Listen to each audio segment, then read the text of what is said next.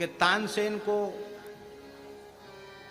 बहुत व्याकुल देखकर, अधिकारी देखकर स्वामी जी ने कुछ स्वर बताया और कहा साधन करो, साधन करो, बस यही षडज का साधन करो, मध्यम, मंद्र, तार, इन्हीं का साधन करो, षडज का साधन करो, सा का साधन करो। साधन करने लगे तो कहते साधन करते करते 12 साल हो गए, केवल स्वर साधन करते करते तानसेन जी को। तो जहां बैठकर ये स्वर साधन कर रहे थे वहां की भूमि गीली हो गई, वहां के पत्थर पिघल गए और बैठे तो ये ऊपर, पर भूमि इतनी गल गई कि नीचे गड्ढे में चले गए। तो स्वामी जी ने हाथ पकड़ के निकाला और हृदय से लगाकर कहा बस अब तुम्हारा काम हो गया। तो आपने तत्काल उनके चरण की रज लेकर अपने मस्तक पर लगाई, मुख में डाली और कहा भगवान आपकी कृपा से ही होगा। कहते स्वामी जी ने कृपा भरी दृष्टि से देख दिया, समस्त राग रागनी सिद्ध हो गए तानसेन को। ऐसा हमने महापुरुषों के मुख से सुना है, पढ़ा नहीं है।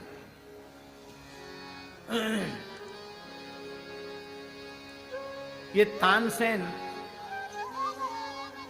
मुसलमान नहीं थे, मिस्र थे, मिस्र ब्राह्मण थे, तन्ना मिस्र नाम था इनका। और स्वामी जी की कृपा से इनको संगीत प्राप्त हुआ। ये पहले ओरछा नरेश श्री राजाराम बुंदेला के दरबार के प्रधान गायक थे तानसेन जी। इनको दीपक राग सिद्ध था, दरबार में इनका बहुत अधिक सम्मान था। अन्य दरबारी गवैया इनसे ईर्ष्या करते थे। इन सब ने मिलकर के एक षड्यंत्र रचा।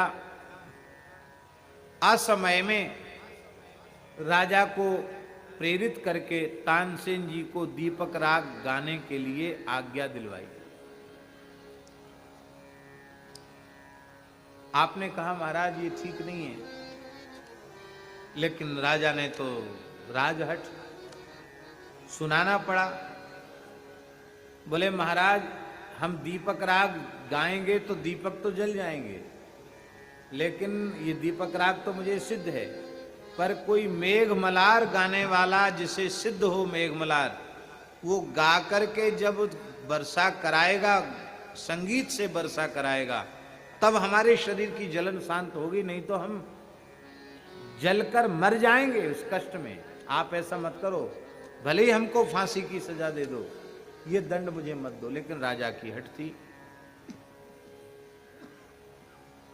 आपने कहा कि देखो मेघमलार नहीं सुनाया जाएगा तो तड़प तड़प के मैं मर जाऊंगा, पर राजा को तो ऐसा दिमाग में भर दिया था राजा राम बुंदेला को कि वो बोले नहीं तुम सुनाना नहीं चाहते हो, बहानेबाजी करो, सुनाओ, सुनाना पड़ेगा। तो हजारों दीपकों के बीच में इनको बिठा दिया गया। घी से भरे हुए दीपक थे, किसी भी दीपक को प्रज्वलित नहीं किया गया। और जब आप दीपक राग गाने लगे, गाते गाते जैसे ही सम पर, ताल पर जैसे सम आई, पखावज की सम आते ही सारे दीपक जल उठे, हजारों दीपक जल उठे।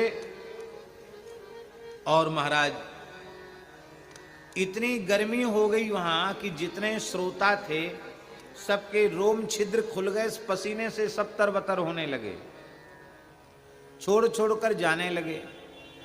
दीपक तो महाराज सब जल गए, आपकी जय जयकार हो गई, लेकिन इसके बाद अब शरीर में इनके भयंकर जलन शुरू हो गई, हाहाकार मच गया। किसी भी प्रकार से जब पीड़ा शांत नहीं हुई, तब जैसे कोई पागल विक्षिप्त व्यक्ति घूमे, ऐसे पागल विक्षिप्त की तरह आप घूमने लगे। उसी समय तानसेन जी ओरछा के जंगल में चले गए। वहां दो माताएं कंडा बीन रही थी। उन माताओं ने जो कंडा बीन रही थी, कंडे उपले बीन रही थी, उन माताओं में से एक माता ने कहा, अरे ये तो कोई गवैया मालूम पड़ता है और ये दीपक राग का जला हुआ है, ये तड़फ रहा है, इसका उपचार नहीं होगा तो ये मर जाएगा। ये तो कोई मेघ मल्हार सुनाएगा, और वो भी वो व्यक्ति सुनाएगा जिसको मेघ मल्हार के स्वर सिद्ध हों, जो पानी बरसा सके मल्हार गा करके, तो इसकी जलन शांत होगी, नहीं तो बेचारा इस जलन को सहन नहीं कर पाएगा, इसकी मृत्यु हो जाएगी। तानसेन जी समझ गए कि ये तो कोई सिद्ध माताएं हैं, क्योंकि मुझे देखकर इनको पता चल गया कि राग का जला हुआ है, तो इसकी जलन मेघ मल्हार के जल से ही शांत होगी। चरणों में प्रणाम किया और कहा कि आप की हम शरण में हैं, आप हमारी रक्षा करो। तो दोनों माताओं ने जो कंडा भी नहीं थी महाराज जी, उन दोनों माताओं ने मेघ मल्हार गाया, और मेघ मल्हार गाते ही कोई वर्षा का लक्षण आकाश में नहीं था, और उमड़ घुमड़ करके मेघ आ गए और भीषण वर्षा होने लगी। खूब जोर का पानी बरसा और श्री तानसेन जी की जलन शांत हो गई। तानसेन जी उनके चरणों में पड़ गए, बोले महाराज आप हमें मेघ मल्हार की शिक्षा दो। उन भाइयों ने कहा कि अरे महानुभाव, हम कहाँ तुम्हें शिक्षा दे सकती हैं। देखो तुम अब यदि संगीत का काका गागा अभी कुछ नहीं जाने हो, एक राग सिद्ध हो गया, उससे देखो तुम्हारी क्या दशा हुई। यदि संगीत का किंचित परिचय तुम्हें प्राप्त करना है तो इस समय इस धरती पर साक्षात श्री राधा रानी की प्राण सखी आचार्य ललिता जी स्वामी हरिदास जी के रूप से वृंदावन निधिवनराज में विराजमान है, उनकी शरण में जाओ, वे कृपा कर देंगे तो तुम्हें संगीत विद्या प्राप्त हो जाएगी। हम क्या तुम्हें दें, उनके कृपा कटाक्ष मात्र से तुम्हें समस्त राग रागनियां सिद्ध हो जाएंगी। मेरी इस बात पर विश्वास करना। उन माताओं के निर्देश को प्राप्त करके तानसेन वहां से ऊर्छा से आए और श्री स्वामी हरिदास जी के शरणागत हुए, और फिर गरीबी, निर्धनता, धनहीनता ये ब्राह्मण की के लिए अभिशाप नहीं है। हम तो ऐसा समझते हैं कि साधु ब्राह्मण गरीब हो, धनहीन हो, ये भगवान की सबसे बड़ी कृपा है, सबसे भारी कृपा। हमारे पूज्य खाक चौक वाले महाराज जी कहते थे, पहाड़ी बाबा महाराज कहते थे कि पहले वृंदावन में बड़ी गरीबी थी, बिजली तो थी नहीं,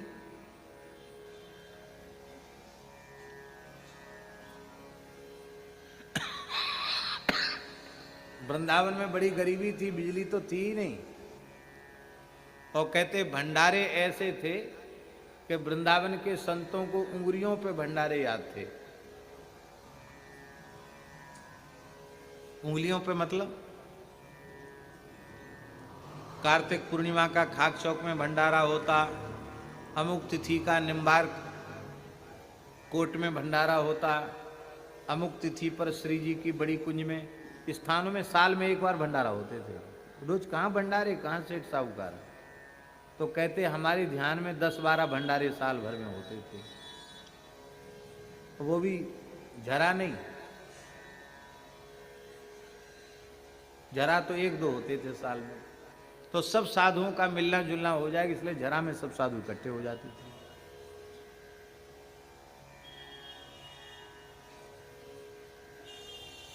महाराज जी कहते थे कि श्री स्वामी संत दास जी काठिया बाबा,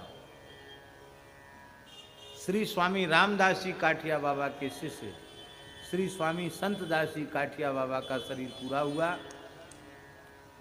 तो कहते हम गए भंडारा खाने, जरा था, बहुत पुरानी बात महाराज जी।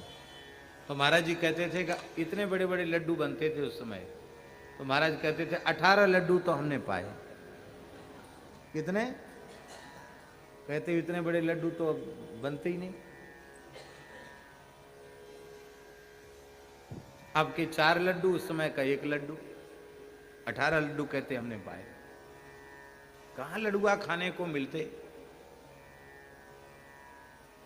तो गरीबी थी, बिजली नहीं थी और जंगल था, अपनी संत अपने अपने ढंग से गुजारा करते थे। तो कहते खूब भजन बढ़ा हुआ था। अब कहते ऐसी लड्डू कचौड़ी की मार पड़ रही है साधुओं पर, कंबल कपड़ा लत्ता दक्षिणा लड्डू कचौड़ी की ऐसी मार पड़ रही, बोले इस मार ने सब भजन चौपट कर दिया। ऐसा कभी कई बार वो बोलते थे। कहते गरीबी थी तो बहुत अच्छा था, इतने कंबल अंबल नहीं मिलते थे, बनते ही नहीं थे। सर्दियों में गुरु महाराज ने प्रसन्न होकर कुठारी से कह के 2 बोरा दे दिए कि 1 बोरा बिछा लो, 1 बोरा ओढ़ लो। तो सोचते थे कि वाह, बहुत कुठारी जी ने बड़ी दया कर दी, 2 बोरा दे दिए। उसमें भजन खूब था। जितनी सुख सुविधा बढ़ती चली गई, जितनी समृद्धि बढ़ती चली गई, हम लोग उतना अधिक भजन से विमुख होते चले गए। कह मलूका जहां गरीबी बेई सबसे भले, मलुकदास जी की वाणी में लिखा है। पर ये बात समझ में आ जाए तो काम बन जाए, समझ में नहीं आती। तानसेन जी भी बहुत निर्धन थे, तो धनहीनता के कारण उन्होंने मन में सोचा कि अब हम कहां जाएं, किसका आश्रय लें। तो किसी ने कहा कि अकबर बड़ा गुणग्राही है। अकबर के दरबार में चले गए। अकबर गुणग्राही था, अकबर ने इनको दरबारी गायक नियुक्त कर दिया। और जब दरबारी गायक हो गए, जब फिर गए लौट करके, तो इनके गांव के लोगों ने, ब्राह्मणों ने कहा, रे तुम तो यवन के सेवक बन गए हो, नौकर बन गए हो, यवन से धन लेते हो, अब हम तुम्हारा अपनी जाति से बहिष्कार करते हैं। तो तानसेन ने कहा, मैं देखो ब्राह्मण हूं, संध्या उपासन करता हूं, शिखा सूत्र है मेरा, सब मैं ठीक हूं। अरे संगीत है दरबार में, जैसे लोग नौकरी करते हैं हम भी वहां नौकरी करते हैं, उसने हमको कुछ दिया है, उससे हम आप लोगों की सेवा करेंगे, आप लोगों को भी संगीत का प्रसाद बांटेंगे। ये भी तो साम वेद का उपवेद है, गांधर्व वेद। लेकिन एक नहीं सुनी तानसेन की। महाराज जी कई बातें इतिहास में बड़ी बड़ी भूल की बातें हुई, गिड़गिड़ाने पर भी सबने उनको जाति से बहिष्कृत कर दिया। अब जाति से बहिष्कृत होकर के इसके अब कहां जाएं, समाज ने तो त्याग दिया। तब फिर दिल्ली दरबार के ही होके रह गए, अकबर के होके रह गए। अकबर बहुत चतुर था, कुशल था। उसने अपनी मौलवी की शाहजादियों से इनका निकाह करवा दिया और मियां तानसेन हो गए। तन्ना मिश्र से क्या हो गए, मियां तानसेन हो गए। और शाहजादियों से इनका निकाह हो गया। और बड़े मियां छोटे मियां 2 पुत्र हुए उनके, एक का नाम बड़े का हुआ बड़े मियां और छोटे मियां। बड़े मियां की मल्हार, छोटी मियां की मल्हार। मियां की मल्हार है ना, ये उनके पुत्रों की है, तानसेन की। और इसका दुष्परिणाम हुआ कि वो संगीत विद्या मुसलमानों में चली गई। और इस युग में उन उस्तादों के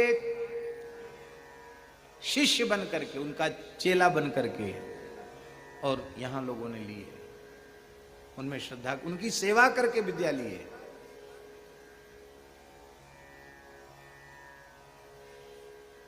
तो संगीत विद्या स्वामी जी का प्रसाद जो मिला था तानसेन को, वो उनके इधर से त्याग होने के कारण वो ज्ञान उधर चला। इसलिए इस प्रकार की भूलें नहीं होनी चाहिए।